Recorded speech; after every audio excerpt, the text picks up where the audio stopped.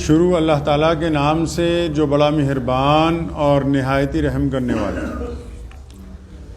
تمام ساتھی سورہ فاتحہ اور درود شریف پڑھیں جی پہلے۔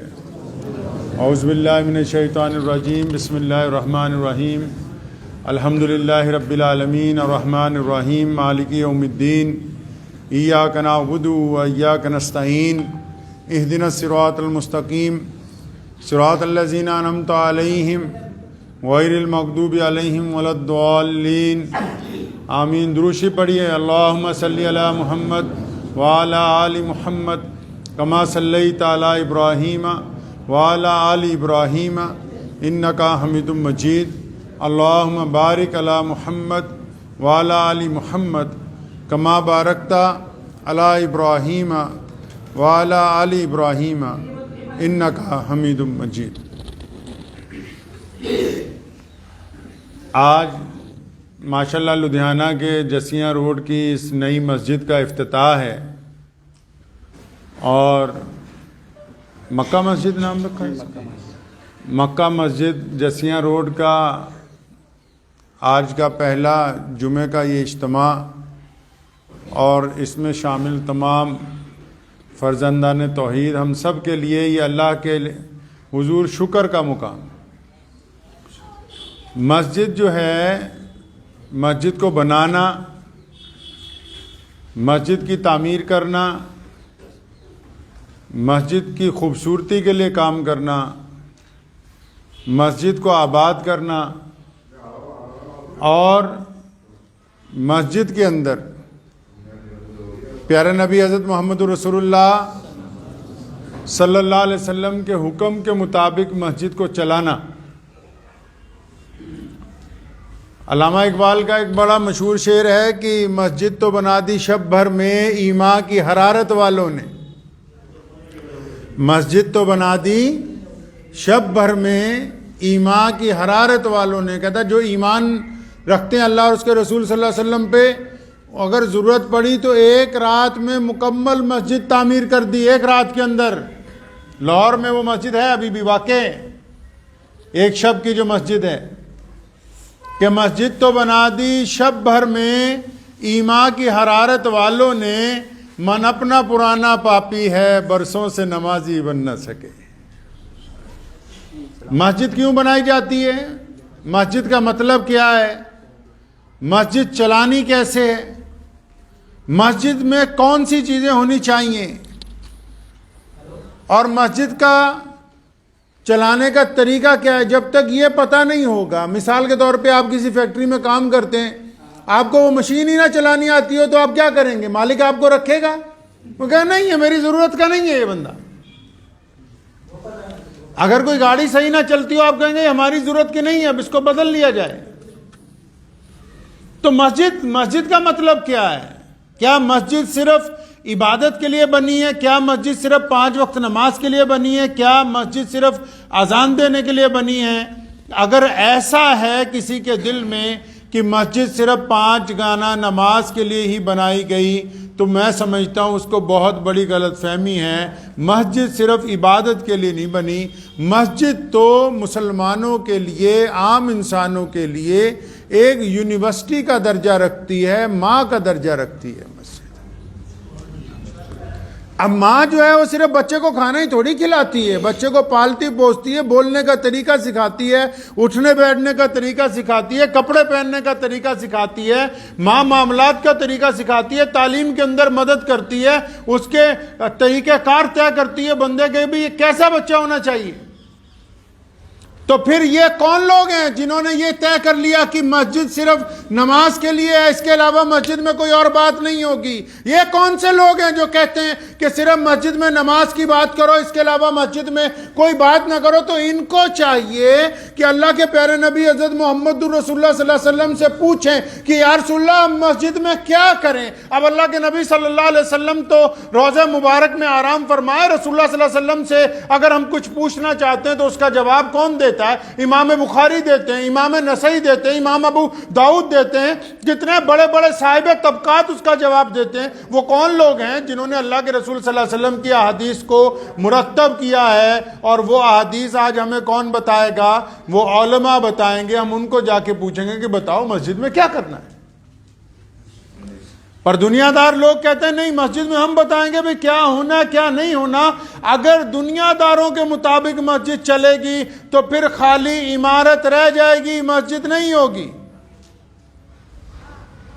آئیے پیارے نبی حضرت محمد رسول اللہ صلی اللہ علیہ وسلم کی مسجد میں چلتے ہیں۔ رسول اللہ صلی اللہ علیہ وسلم نے سب سے پہلے مسجد قباء کی تعمیر کی مدینہ منورہ کے اندر، اور پھر اس کے ساتھ ہی دوسری مسجد جو اسلام کی سب سے بڑی مسجدوں میں سے ایک ہے، بیت اللہ کے بعد جس مسجد کا سب سے بڑا درجہ ہے اور جس مسجد میں رسول اللہ صلی اللہ علیہ وسلم آرام فرمائے، ہمارا ایمان ہے کہ وہ عرش معلیٰ کے سے اعلیٰ اللہ تعالیٰ نے اس مسجد کو، روضہ مبارک کو درجہ عطا فرمایا ہے جہاں رسول اللہ صلی اللہ علیہ وسلم آرام فرمائے۔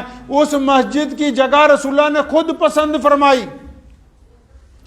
پہلے جگہ کو، اچھی جگہ کو تلاش کیا، اچھی جگہ آپ صلی اللہ علیہ وسلم نے پسند فرمائی، اور جب تعمیر شروع ہوئی صحابہ فرماتے ہیں، ایک صحابی کہتے ہیں کہ میں 4 پتھر اٹھا کے لے کے جا رہا تھا، میرا گمان تھا کہ سب سے زیادہ وزن میں نے ہی اٹھایا ہے، تو لیکن جب میں نے رسول اللہ صلی اللہ علیہ وسلم کو دیکھا تو پیارے نبی صلی اللہ علیہ وسلم نے 5 پتھر اٹھائے ہوئے تھے۔ پتہ یہ لگا کہ مسجد کی جب تعمیر ہو تو اس میں حصہ لینا اپنے ہاتھ کے ساتھ، یہ رسول اللہ کی سنت ہے، صرف پیسوں کے ساتھ نہیں۔ اگر پیسوں سے دین مل سکتا تو بڑے بڑے لوگ تو نماز نہ پڑھتے، اگر پیسوں سے جنت مل سکتی تو بڑے بڑے لوگ تو گناہوں میں ملوث رہتے۔ پتہ یہ لگا کہ مسجد کی جب تعمیر ہو تو ہمیں اپنے جسمانی طور پر بھی اس میں محنت کرنا، یہ کس کی سنت ہے؟ محمد الرسول اللہ کی سنت۔ اب مسجد کیوں بنائی؟ اجی نماز تو گھر پہ بھی پڑھ سکتے ہیں، پڑھ سکتے ہیں کہ نہیں پڑھ سکتے جی؟ گھر پہ نماز پڑھنا منع ہے کیا؟ پڑھ سکتے ہیں نا۔ آج کل تو کئی لوگ زبردستی، ہمارے ہاں پنجاب میں نے کئی فیکٹریوں میں دیکھا، کئی لوگ زبردستی فیکٹریوں میں جمعہ پڑھ رہے ہیں۔ میں کیوں بھائی، وہاں یو پی بہار میں جمعہ ہو جاتا ہے گاؤں میں کہ نہیں؟ اس کے لیے تو قصبے جانا پڑتا ہے۔ تو یہاں اسلام اور ہے کہ نہیں جی ہماری مرضی ہے؟ تو آج کل تو ایسے بھی لوگ ہیں جو گھر میں ہی چاہتے ہیں جمعہ ہو جائے۔ تو مسجد کی تعمیر کیوں ہے؟ اگر ہم پیارے نبی حضرت رسول اللہ صلی اللہ علیہ وسلم کے اسوہ حسنہ کو تلاش کریں گے، پتہ یہ لگا کہ نماز تو گھر میں بھی پڑھ سکتے ہیں۔ ان 5 نمازیں ہیں میرے بھائی، 5 نمازیں فرض ہیں، فجر، ظہر، عصر، مغرب، عشاء۔ اب 5 نمازیں بڑی عظمت والی ہیں، بڑی عزت والی، بڑی اکرام والی۔ ان سے بڑی ایک اور نماز بھی تو ہے جس کو تہجد کی نماز کہتے ہیں۔ کون سی نماز؟ تہجد کی نماز میں اذان ہوتی ہے جی، بولیے، اذان ہوتی ہے، امام چاہیے، مسجد میں جانا ضروری ہے۔ تو پھر جب وہ سب سے بڑی نماز ہے اس میں یہ چیزیں ضروری نہیں تو ان 5 نمازوں کے لیے کیوں ضروری؟ ان 5 نمازوں کے لیے اذان کیوں ہو رہی ہے؟ امام کیوں رکھا گیا؟ جگہ کیوں خریدی؟ عمارت کیوں بنائی؟ اعلیٰ ترین قالین کیوں بچھائے؟ کیوں اے سی لگائے جا رہے ہیں؟ کیوں سردیوں میں گرم پانی کا انتظام ہے؟ یہ بہترین انتظامات کیوں کیے جا رہے ہیں ان 5 نمازوں کے لیے؟ بھائی عبادت تو اعلیٰ ترین رات کو تہجد کی تھی، وہ تو گھر پہ بھی ہو رہی ہے۔ تو بات تو مزے کی یہی ہے نا کہ آج کوئی پوچھنا نہیں چاہتا کہ مسجد بنا کیوں رہے ہیں، مسجد کیوں؟ مسجد کے لیے مر جائیں گے، لیکن مسجد کیوں بنا رہے ہیں وہ مقصد ہی نہیں پتا۔ اللہ کے پیارے نبی حضرت محمد رسول اللہ صلی اللہ علیہ وسلم نے حکم دیا مسجد بناؤ۔ کس نے کہا مسجد بناؤ؟ رسول اللہ نے کہا مسجد بناؤ۔ اور مسجد کیوں بناؤ؟ اگر ہم امام بخاری سے پوچھتے ہیں، فرماتے ہیں کہ رسول اللہ کا حکم ہے کہ مسجد میں اکٹھے ہو کے نماز پڑھو۔ پھر امام بخاری سے پوچھو اکٹھے ہو کے کیسے نماز کریں؟ فرماتے ہیں رسول اللہ نے حکم دیا ہے کہ کندھے سے کندھا جوڑ کے نماز پڑھو۔ پھر احادیث کی کتابیں کھولو، کندھے سے کندھا جوڑنے سے کیا ہوگا؟ لکھا ہے تاکہ تمہارے دل آپس میں مل جائیں۔ دل آپس میں مل جائیں. پتہ یہ لگا عبادت تو گھر میں بھی ہو سکتی تھی. مسجد میں پنجگانہ عبادت ایک اچھا سماج بنانے کے لیے، ایک اچھا معاشرہ بنانے کے لیے، لوگوں میں پیار و محبت کو عام کرنے کے لیے، ان میں آپس کی رنجشوں کو ختم کرنے کے لیے مسجد بنائی ہے. آپس کی رنجشوں کو ختم کرنے کے لیے مسجد بنائی گئی. یہ کام تو گھر میں بھی ہو سکتا تھا عبادت کا. یہ اتنا بڑا جو کام ہے یہ اس لیے کیا گیا تاکہ آپس کی رنجشیں جو ہیں وہ ختم ہو جائیں. تو ہم کیا کر رہے ہیں جی؟ ہمیں تو مسجد میں نماز پڑھتے ہو یہی پتہ نہیں دائیں کون ہے، بائیں کون ہے، آگے کون ہے، پیچھے کون ہے. اور پنجگانہ نماز اس لیے بنائی کہ اگر مولوی جبار صاحب فجر میں نہیں آئے، ظہر میں نہیں آئے، عصر میں نہیں آئے، مغرب میں نہیں آئے تو عشاء میں باقی ساتھی گھر جا کے پوچھیں کیا بات ہو گئی، اور دکھ درد میں ہوگا اس کا ساتھ دیں گے، پریشانی میں ہوگا اس کو دلاسا دیں گے، اس کو ضرورت کی چیز چاہیے ہوگی اس کو اکٹھا کر کے دیں گے. پتہ لگا یہ مسجد ہے، ایک ماں ہے، لوگوں کو آپس میں جوڑتی ہے. آپ حضور اکرم صلی اللہ علیہ وسلم کی یادیں اکٹھی کریں، رسول اللہ کی یادیں اکٹھی کریں. دو جگہ ملتی ہیں رسول اللہ کی یادوں کے لیے. کون؟ پہلے مسجد حرام جس کو خانہ کعبہ کہتے ہیں، بیت اللہ کہتے ہیں. رسول اللہ نے اپنی ابتدائی زندگی کہاں گزاری؟ خانہ کعبہ میں گزاری، مسجد بیت اللہ کے اندر گزاری. سارا دن وہیں تشریف فرما ہوتے ہیں بیت اللہ کے پاس، وہیں پر عبادت کرتے ہیں. مشرکین وہیں پر رسول اللہ صلی اللہ علیہ وسلم کو تکلیف پہنچانے کی کوشش کرتے ہیں. اور اس کے بعد جو رسول اللہ صلی اللہ علیہ وسلم کا وقت ہے، اس کے بعد جو رسول اللہ صلی اللہ علیہ وسلم کا وقت ہے وہ سارے کا سارا مسجد نبوی صلی اللہ علیہ وسلم میں، سارے کا سارا مسجد نبوی صلی اللہ علیہ وسلم میں گزرا. سارا وقت حضور اکرم صلی اللہ علیہ وسلم نے مسجد نبوی میں گزارا. آپ مسجد نبوی کے واقعات پڑھیں تو آپ کو پتہ لگے گا کہ مسجد ہوتی کیسی ہے. رسول اللہ صلی اللہ علیہ وسلم مسجد نبوی میں تشریف فرما ہے. ایک بندہ آ گیا، آپ صلی اللہ علیہ وسلم فاقے سے ہیں، غیر مسلم ہے، مشرک ہے. اس نے سوال کیا یا رسول اللہ میں بھوکا ہوں، مجھے کھانا چاہیے. اللہ کے نبی صلی اللہ علیہ وسلم اس کے لیے کھانے کا انتظام فرماتے ہیں. پتہ یہ لگا کہ مسجد میں کوئی بھوکا آ جائے تو اس کو کھانا کھلانا محمد رسول اللہ کی مسجد نبوی ہے. رسول اللہ صلی اللہ علیہ وسلم وہیں بیٹھتے ہیں. غیروں نے آ کے کہا کہ یا رسول اللہ کپڑے نہیں ہیں ہمارے پاس پہننے کے لیے. محمد رسول اللہ صلی اللہ علیہ وسلم ان کو لباس عطا کرتے ہیں. تو پتہ لگا کہ ننگوں کو کپڑا دینا رسول اللہ کی سنت ہے. محمد رسول اللہ صلی اللہ علیہ وسلم کی متعدد احادیث ہیں. ہم تو پڑھتے نہیں، ہمیں تو فرصت نہیں ہے نا کہ داڑھی کس کی لمبی ہے جی، کس کی چھوٹی ہے، کس کا پاجامہ ٹخنوں سے اونچا ہے جی، کس کا نیچا ہے جی، مجھے باریک تھی کہ کاندھی تھی، نیت یہاں باندھی کہ یہاں باندھی، رفع دین کرنا تھا یا نہیں کرنا تھا. ہم تو فروعی مسائل میں ایک دوسرے کے خلاف فتوے بازی میں ہندوستان کا مسلمان اتنا آگے بڑھ گیا کہ اس کو یہ یاد ہی نہیں رہا کہ رسول اللہ نے جو ہمیں دین دیا وہ ہے کیا. یہ بھول ہی گئے کہ اسلام ہے کیا. ان کے پاس وہ ہے ہی مذہب ہی نہیں ہے، وہ خالی فوٹو اسٹیٹ پکڑ رکھی ہے اپنے ہاتھ میں. مسجد نبی صلی اللہ علیہ وسلم ہے. سیدنا بلال رضی اللہ تعالیٰ عنہ کو سیدنا ابو ذر غفاری نے کوئی بات کہی، ان کا دل دکھا. محمد رسول اللہ کسی کا نام لے کے کبھی نصیحت نہیں کیا کرتے تھے. فرمایا میں نے تو ذات برادریاں ختم کر دی، میں نے تو اوپر اونچ نیچ ختم کر دی، میں نے تو چھوا چھوت ختم کر دی. آج بھی کچھ لوگ دوسروں کو تانا دیتے ہیں. پتہ یہ لگا انسانوں میں برابری کا پیغام کہاں سے جائے گا؟ مسجد میں سے جائے گا. پیارے نبی حضرت محمد رسول اللہ صلی اللہ علیہ وسلم مدینہ منورہ میں لوگوں کے پاس پینے کا پانی نہیں ہے، ایک میٹھا پینے کا کنواں ہے، اس کے اوپر بھی قبضہ ہے یہودیوں کا. رسول اللہ نے مسجد نبوی کے ممبر سے کھڑے ہو کے فرمایا کون ہے جو مسلمانوں کو میٹھے پانی کا کنواں خرید کے دے دے؟ کنواں کن کے لیے خریدنا ہے؟ عام لوگوں کے لیے خریدنا ہے، وضو کے لیے نہیں خریدنا ہے. رسول اللہ صلی اللہ علیہ وسلم نے اعلیٰ کردار. آپ صلی اللہ علیہ وسلم مسجد نبوی میں تشریف فرمایا، ایک بوڑھی عورت دروازے کے اوپر آتی ہے. رسول اللہ صلی اللہ علیہ وسلم اس کو دیکھتے ہیں، فوراً ممبر سے اترتے ہیں، اس اماں کے پاس جاتے ہیں. وہ آپ صلی اللہ علیہ وسلم کے کندھے پہ ہاتھ رکھ کے پوچھتی ہے کیسے ہو آپ؟ آپ صلی اللہ علیہ وسلم کی آنکھوں میں تو آنسو ہیں، اور پھر اپنی چادر مبارک بچھاتے ہیں، وہ اس پر بیٹھتی ہیں. تمام صحابہ حیران ہیں. جو نئے نوجوان پوچھتے ہیں ایک دوسرے سے یہ اماں جی کون ہے جس کا اتنا اکرام ہو رہا ہے؟ باقی صحابہ نے فرمایا کہ یہ میرے نبی صلی اللہ علیہ وسلم کی دودھ پلانے والی ماں حلیمہ سعدیہ ہیں. تو ماؤں کی عزت کا بھی پیغام کہاں سے دیا؟ مسجد سے عطا فرمایا ہے۔ حاتم طائی کی بیٹی آئی، اس کو قید کر کے لایا گیا، محمد رسول اللہ نے مسجد سے اس کو رہائی عطا کی، اس کی عزت کی، اکرام کی۔ پتہ لگا بیٹیوں کی عزت اکرام کی بات کہاں سے ہوگی؟ مسجد سے ہوگی۔ اور علی رضی اللہ عنہ نے ایک دن مذاق میں سیدنا فاطمہ الزہرا کو ویسے ہی مزاح میں کہا کہ میں سوچتا ہوں دوسری شادی کر لوں۔ رسول اللہ صلی اللہ علیہ وسلم نے مسجد نبوی کے ممبر سے کہا تھا کہ جب تک میری فاطمہ کسی گھر میں موجود ہو اس گھر میں کوئی دوسرا نکاح نہیں ہو سکتا۔ کس نے یہ اکرام سکھایا؟ آپ یہ کیوں بھول گئے کہ مسجد میں بیٹھ کے لوگوں کے مسائل کی بات نہیں ہوگی؟ کوئی دکھ درد میں، کوئی قرض میں مر رہا ہے تمہارا ساتھی اور تم مسجد والے بات کرنے کے لیے تیار نہیں ہو۔ رسول اللہ صلی اللہ علیہ وسلم کھانا کھانے لگتے ہیں، بلال کو بلاتے ہیں، انس کو بلاتے ہیں، کبھی عمار بن یاسر کو بلاتے ہیں، بار بار پوچھتے ہیں کہ فلاں پڑوسی جو ہمارا قریب ہے اس نے کھانا کھایا ہے کہ نہیں کھایا ہے۔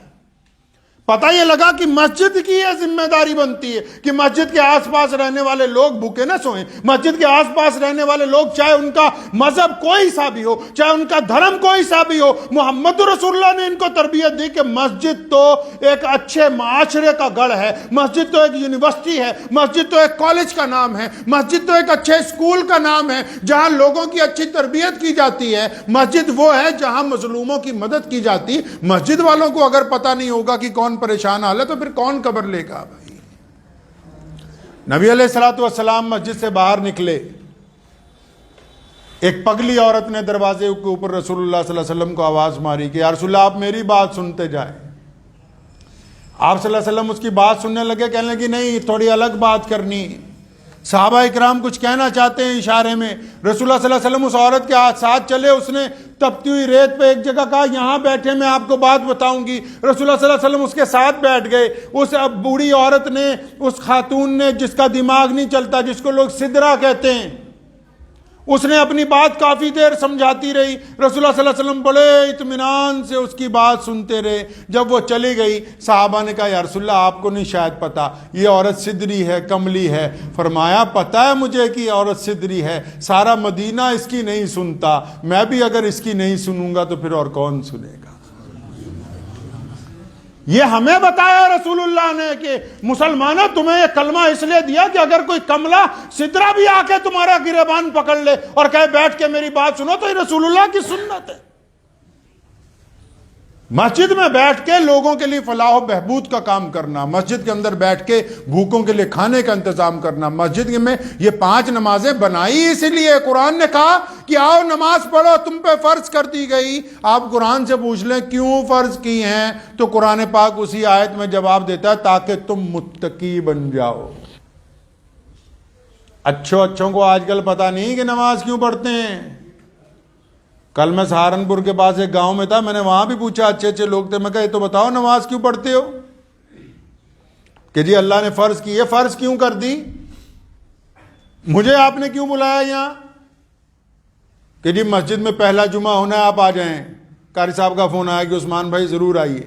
وجہ تو ہوئی نا، یہ ویسے مجھے کہتے آئیے، میں پوچھتا بھائی کیا بات ہے، کیوں بلانا چاہتے ہو، کیا کام ہے؟ تو جب تک کسی چیز کی وجہ معلوم نہ ہو تو اس کی ادائیگی میں لطف آئے گا؟ مسلمانوں تم سب کچھ اصلی چاہتے ہو، گھی اصلی چاہتے ہو، دودھ اصلی چاہتے ہو، مسالے اصلی چاہتے ہو، کپڑا بڑھیا چاہتے ہو، لیکن اسلام میں ملاوٹ چاہتے ہو۔ ساری چیزیں اصلی ڈھونڈتے ہو اور دین کے معاملے میں اصلی چیز نہیں چاہیے۔ اتنے لوگ بیٹھے ہیں، بتاؤ کوئی بندہ کھڑا ہو کے نماز کیوں پڑھتے ہیں؟ وجہ لفظ کیوں کا جواب ہے کسی کے پاس؟ وجہ یہ ہے کیونکہ ہم نے رسول اللہ صلی اللہ علیہ وسلم کے اس دین کو بہت پیچھے چھوڑ دیا، ہم خود پسندی کے اندر پڑ گئے، ہم ایک دوسروں کے خلاف فتووں کے اندر پڑ گئے، ہم ایک دوسرے کی بے عزتی کرنے کے چکر میں پڑ گئے، ہم نے یہ سوچا کہ فلاں برادری والے کو نیچا دکھائیں ہم آگے، ہم اس چکر میں اسلام کی اس خوبصورتی کو، محمد رسول اللہ صلی اللہ علیہ وسلم کے اس پیغام محبت کو، اسلام کے اس طاقتور نظام کو کوسوں پیچھے چھوڑائیں، بہت پیچھے چھوڑا ہے ہمیں پتہ ہی نہیں ہے کہ ہم کر کیا رہے ہیں۔ قرآن نے کہا ہے کہ نماز تم پر فرض کی گئی۔ اللہ کے بندے قرآن پڑھ کے کبھی پوچھو بھی تو صحیح۔ اب قرآن تو کہتے جی پڑھنا نہیں ہے، نعوذ باللہ۔ کیوں نہیں پڑھنا جی؟ کہ ابا مریں گے تو پھر کھلوائیں گے، ہاں جی۔ مولوی بھی کہتا ہے 2-3 چودھری مردے رہن کوئی نہیں، فاتحہ پڑھی جمع، ہاں اگلا بھی کہتا ٹھیک ہے 2-3 چلنے دو.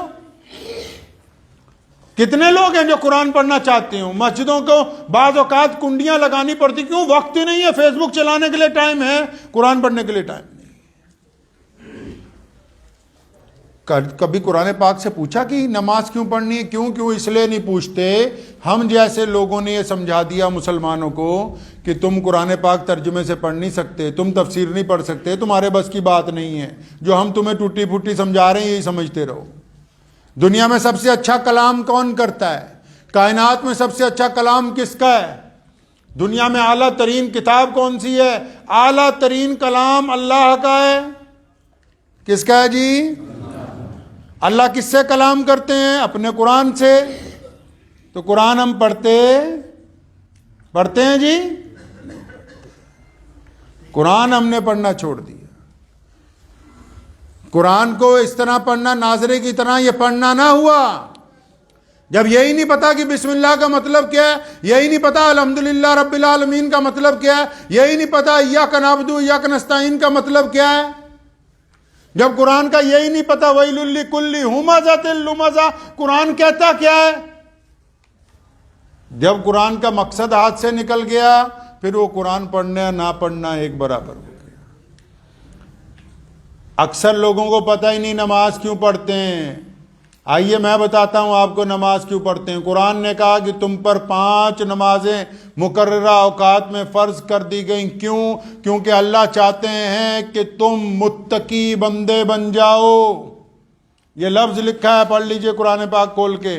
تاکہ تم متقی کون بھائی؟ متقی مطلب اچھے بندے بن جاؤ، چنگے بندے بن جاؤ، نیک بندے بن جاؤ. اب نیک بندہ کون ہوتا ہے جی؟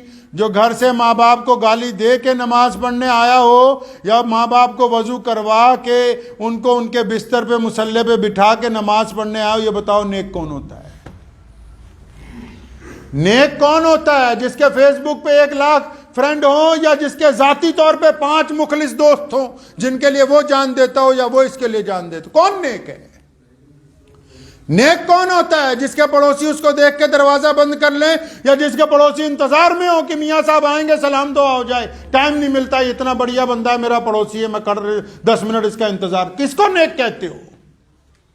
نیک کون ہوتا ہے؟ جس کی بیوی بچوں کو کہہ دے کہ جلدی سے سو جاؤ، باپ آ رہا ہے غصے والا ہے، کہیں تمہاری پٹائی نہ کر دے، کسی اور کا غصہ تم میں اتار دے. یا وہ نیک وہ ہوتا ہے جس کی بیوی اور بچے انتظار کرتے ہوں کہ آج لیٹ بھی ہو گیا، کوئی بات نہیں، ان کے بغیر کھانا نہیں کھائیں گے.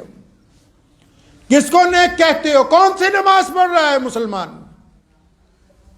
یہ پتا ہے کہ وضو ایسے کرنا ہے، یہ پتا ہے کہ کون سے کتنے فرض ہونے چاہیے. تو یہ کسی نے نہیں بتایا کہ جس نماز میں ماں باپ کی رضامندی نہ ہو وہ نماز ادا ہوگی، قبول نہیں ہوگی.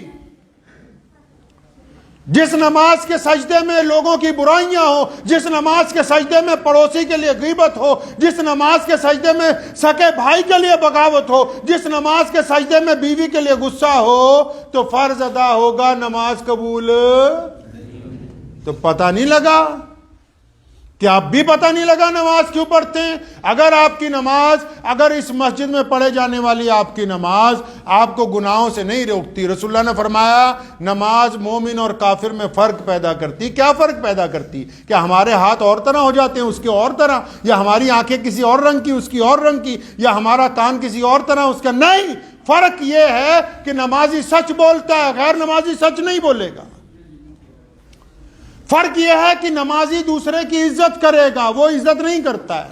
فرق یہ ہے کہ نمازی شراب نہیں پیتا، اس کو شراب پینے سے پرہیز نہیں ہے. فرق یہ ہے کہ نمازی ماں باپ کا احترام کرتا ہے، وہ ماں باپ کا احترام نہیں کرتا. اگر آپ کی نماز آپ کو آپ کے والدین کا مطیع و فرما بردار نہیں بناتی، اگر آپ کی نماز آپ کو اپنی بیوی سے محبت نہیں سکھاتی، اگر آپ کی نماز آپ کو حرام خوری سے نہیں روکتی، اگر آپ کی نماز آپ کے پڑوسی سے محبت کا درس نہیں دیتی، اگر آپ کی نماز آپ کو اپنے بچوں سے اخلاق کا درس نہیں دیتی، پھر مجھ سے کیا پوچھنا ہے؟ اپنے آپ طے کر لو، نماز نہیں ہو رہی ہے، نماز نہیں ہوتی ہے. یہ کس نے سمجھا دیا کہ بس 5 ویلے جانا ہے؟ بلے شاہ نے کیا نا کہ نماز بھی نیتی جانے ہو، ٹھگی بھی کیتی جانے ہو، آ کی کیتی جانے ہو. یار یہ کیسے ہو سکتا ہے کہ دو چیزیں اکٹھی ہو گئی ہو، نمازی بھی ہو، بے ایمان بھی ہو؟ ارے مسجد کا تو بڑا اکرام ہے میرے بھائی. رسول اللہ صلی اللہ علیہ وسلم مسجد نبوی صلی اللہ علیہ وسلم کی تعمیر میں خود حصہ لیتے ہیں. ابو بکر نے مسجد نبوی کی صفائی کی ہے، سیدنا بلال نے کی. کون سا ایسا جلیل القدر صحابی ہے جس کا نام آپ لو اور انہوں نے مسجد کی خدمت نہ کی ہو؟ ہمارے پاس ایسے کتنے نوجوان ہیں جو کھڑے ہو کے کہہ دیں کہ ہم نے روز اپنے محلے کی مسجد میں جھاڑو دیا. ایسے لوگ ہیں آپ کے پاس؟ کیا آپ کے پاس ایسے لوگ ہیں جو یہ کہہ دیں کہ ہم اپنی مسجد کی بیت الخلائیں خود صاف کرتے ہیں؟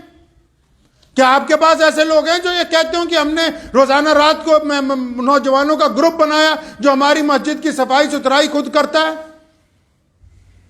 کون سا اسلام تلاشتا ہے ہندوستان کا مسلمان؟ اس ملک کے مسلمانوں کو کون سا اسلام چاہیے؟ یہ خود اسلام سے کوسوں دور چلے گئے ہیں. قرآن خوانی کروا لیجئے، پیسے خرچ کروا لیجئے جتنے مرضی ان سے، جلسے کروا لیجئے سیرت کے. بھائی تمہارے کردار میں بھی تو کوئی سیرت نظر آئے. جو ہمارے غیر مسلم دوست ہیں، ہندو ہیں، سکھ بھائی ہیں، دلت بھائی ہیں، جتنی بھی قومیں اس ملک میں رہتی ہیں وہ مسجد نہیں جاتے میاں صاحب، وہ مسجد نہیں جاتے، وہ قرآن نہیں پڑھتے کیونکہ ان کو نہیں پڑھنا ہے، وہ ان کا مذہب نہیں ہے. لیکن پھر بھی وہ اسلام کو جانتے ہیں اور وہ اسلام کو جاننے کی کوشش کرتے ہیں. کیسے کوشش کرتے ہیں؟ وہ عبد الرحمن کو دیکھتے ہیں جو ان کے ساتھ کاروبار کرتا ہے. اگر عبد الرحمن سچ بولتا ہے تو اسلام سچا مذہب ہے، اگر عبد الرحمن سچ نہیں بولتا تو اس کا مطلب اسلام کے اندر خرابی ہے. وہ دیکھنا چاہتے ہیں اسلام کو لیکن ان کے پاس ٹائم نہیں ہے. وہ مسجد آئیں گے نہیں کیونکہ ان کے مذہب کا ادارہ نہیں ہے، لیکن وہ روزانہ اسلام کو دیکھتے ہیں، وہ ہماری شکل میں دیکھتے ہیں. اگر ہم بددیانت ہیں یہ ہم نے طے کرنا ہے، یہ ہم نے طے کرنا ہے کہ ہم اسلام کی کون سی شکل غیر مسلم اقوام کے سامنے پیش کر رہے ہیں. آپ کیا سمجھتے ہیں کہ اللہ مولویوں نے ٹھیکہ لے رکھا ہے؟ ہر ایک مسلمان چاہے وہ بچہ ہے، جوان ہے، بوڑھا ہے، وہ اسلام کی جیتی جاگتی تصویر ہے دنیا کے سامنے. دنیا آپ کو انصاری صاحب، قریشی صاحب، پٹھان صاحب، سنی صاحب، دیوبندی صاحب، بریلوی صاحب کے نام سے کوئی نہیں جانتا ہے. پوچھ لو جا کے کسی کو. کوئی نہیں پتا کسی کو کہ تمہارا مسلک کون سا ہے. کسی کو غلط فہمی ہوگی کہ ہمارا فلاں مسلک ہے، اور وہ دنیا لوگ صرف پوری دنیا کے لوگ اگر آپ سروے کر لیں گے تو وہ صرف اور صرف محمد الرسول اللہ صلی اللہ علیہ وسلم کو جانتے ہیں. ان کو اتنا پتا ہے کہ یہ بندہ محمد رسول اللہ کے دین والا ہے، بس اتنی بات پتا ہے. یہ تو تم کہتے ہو نا کہ ہم فلاں ہیں، تو پھر وہ اس دین والے کو دیکھتے ہیں کہ اس کا کردار کیسا ہے، اس کی بول چال کیسی. اور ان کے کردار کو اچھا رسول اللہ کو پتا تھا کہ پوری دنیا کے لوگ میری امت کو دیکھیں گے، پوری امت کے لوگ صرف مسلمانوں کو دیکھیں گے. اسی لیے تو رسول اللہ نے یہ پیاری مسجد بنا کے دی. فرمایا کہ جو مسجد میں آئے گا اس کے گناہ جھڑ جائیں گے، جو وضو کرے گا وہ پاک ہو جائے گا، جو اللہ کے حضور سجدہ کرے گا اس کا دل نرم ہو جائے گا. اب جن کے سجدے ان کے دل کو نرم نہیں کرتے، جن کی تلاوتیں ان کے اندر نرمی نہیں پیدا کرتی، تو بیوقوفوں خود سمجھ لو کہ کام بنا نہیں ہوا. خود سمجھ لیں کہ کام نہیں بنا، اس میں کوئی نہ کوئی خرابی ہے. اس خرابی کو دور کرنا ہوگا. مسجد تو بڑے اکرام کی جگہ ہے. شیخ فرید شکر گنجی رحمۃ اللہ علیہ سب سے بڑے بزرگ ہیں اس زمین کے، جہاں آپ نے مسجد بنائی ہے. اس پنجاب کی زمین میں جتنے بڑے اللہ والے ولی اللہ جو پیدا ہوئے ہیں، ان میں سب سے بڑا ولی اگر کوئی اب تک پیدا ہوا پنجاب کی زمین میں کون ہے؟ وہ شیخ بابا شکر الدین فرید رحمۃ اللہ علیہ، جس کو بابا فرید کہتے ہیں. پتہ ہے بات آپ کو؟ اور وہ صرف شعر نہیں لکھتے تھے، کیا اٹھ فریدا جھاڑو دے وچ مسیت. شیخ بابا فرید رحمۃ اللہ علیہ فرماتے ہیں، اٹھ فریدا جھاڑو دے وچ مسیت، تو ستا رب تیرا جاگدا ہی تیری ڈاڈے نال پریت. شیخ صاحب فرماتے بھی اٹھ جا، نماز سے بھی پہلے مسجد کی صفائی، نماز سے پہلے مسجد کی صفائی. فرمایا اٹھ کے پہلے مسجد صاف کر، پھر اللہ کی حمد بیان کر. فرمایا یہ کیسے ہو سکتا ہے کہ بھی تو سو رہا ہو تیرا رب جاگ رہا ہو. مسجد کے اکرام کو سمجھ لیں بات کو. صرف پیسوں سے مسجد نہیں بنتی. مسجد کی زینت اس کا امام ہوتا ہے، مسجد کا ممبر مسجد کی خوبصورتی ہوتی ہے. کون خوبصورتی ہے جی مسجد کی؟ مسجد کا ممبر مسجد کی خوبصورتی ہوتی ہے. اب مسجد کا ممبر کیسے خوبصورت ہوگا؟ جب اس پر اس معیار کا کوئی امام بیٹھا ہوا ہوگا. اب اچھی چیز کہاں سے ملے گی جی؟ اچھا کپڑا اگر آپ کو خریدنا ہو کہاں جاؤ گے؟ جگراؤں پل کے نیچے جاؤ گے یا مال روڈ کے اوپر جاؤ گے؟ ہاں جی، اچھی چیز کہاں سے ملے گی؟ پویلین مال میں سے مل جائے گی کہ ریلوے اسٹیشن کے سامنے والی دکانوں سے ملے گی؟ بتاؤ. ارے کہاں سے ملے گی اچھی چیز؟ مطلب یہ کہ جہاں زیادہ پیسے خرچ ہوتے ہیں، ہاں جی، جہاں زیادہ پیسے خرچ ہوتے ہیں وہاں سے اچھی چیز ملتی ہے. میں آپ کی مسجد کی صرف بات نہیں کر رہا ہوں. لوگ امام کو دینا چاہتے ہیں 7,000 10,000